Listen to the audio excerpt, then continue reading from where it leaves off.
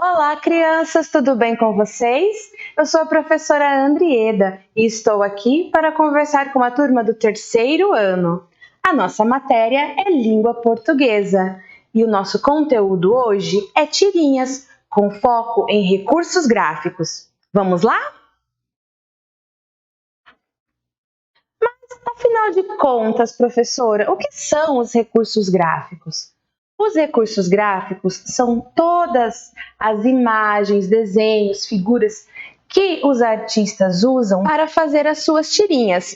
Dentro desses recursos, nós encontramos os balões, as onomatopeias, as linhas cinéticas e as expressões das personagens.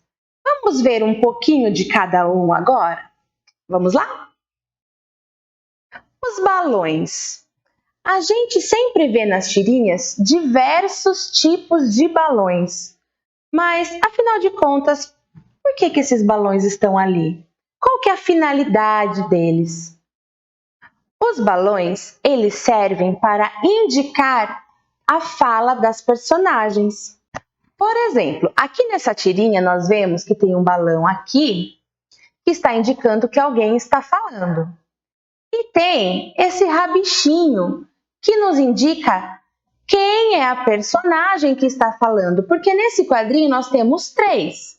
Poderia ser qualquer um dos três que estava falando, mas ele indica que é o personagem humano.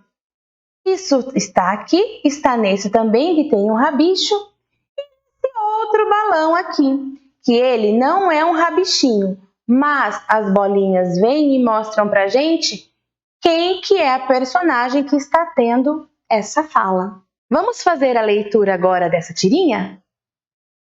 Aquele rato roubou um biscoito. Só pegá-lo, Garfield?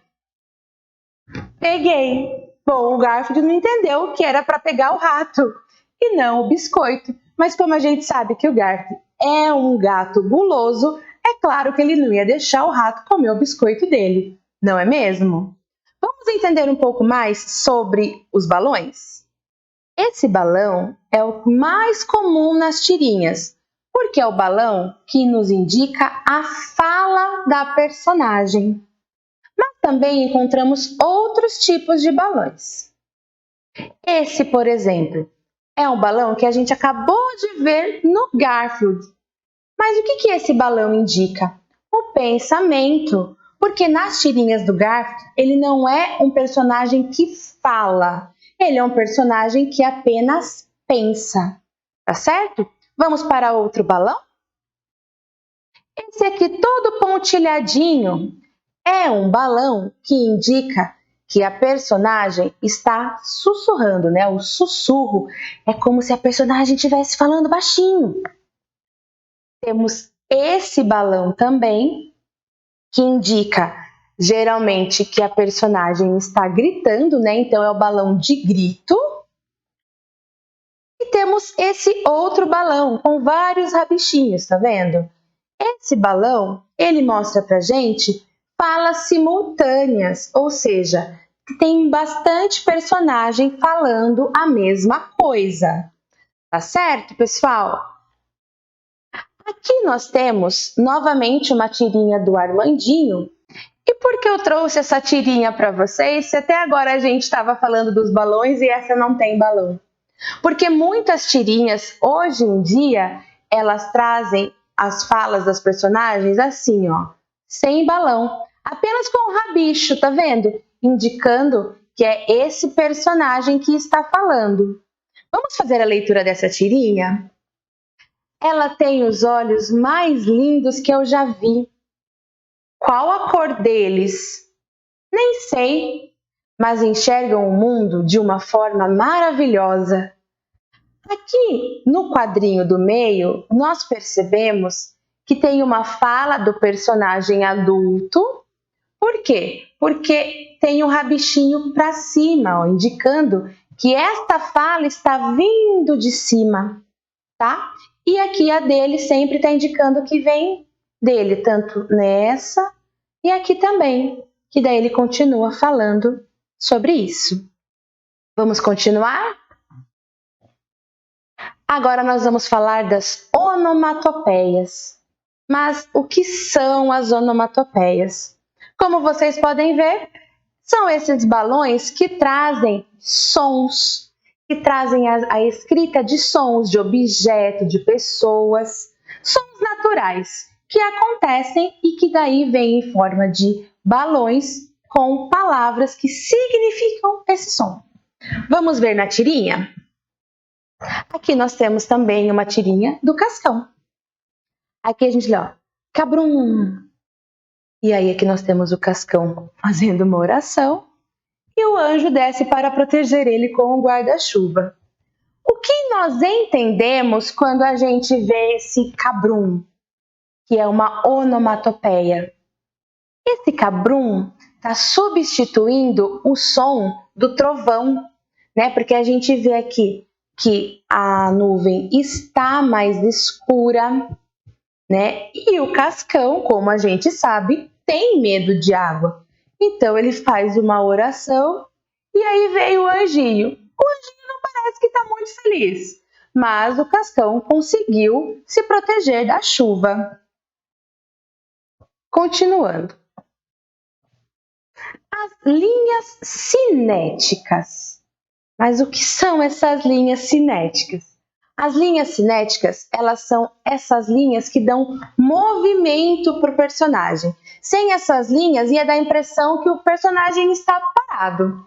Então, aqui nós temos o Pato Donald. Olha, aqui nós temos uma linha.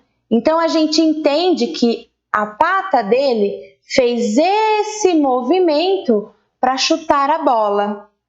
Essas linhas aqui, essa e essa, mostra pra gente que a pata dele chutou a bola.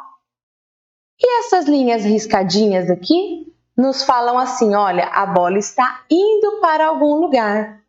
Sem essas linhas, o entendimento podia ser diferente, porque a gente não ia saber se a bola estava chegando na patinha dele ou se ele só estava mesmo sem a bola. A bola estava chegando para fazer uma coisa e ele fazendo outra.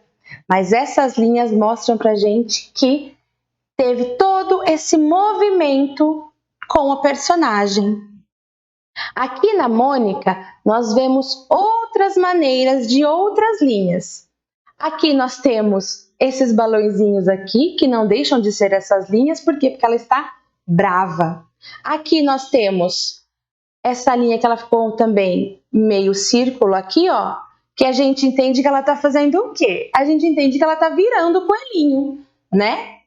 E aqui que tem a fumaça e as linhas também retas, mostram pra gente que ela está correndo atrás de alguém. Possivelmente do Cebolinha, não é mesmo? Então, as linhas cinéticas, elas são muito importantes nos quadrinhos para a gente entender o movimento que esses personagens estão fazendo. E daí a gente consegue entender melhor. Porque os quadrinhos, eles são muito visuais.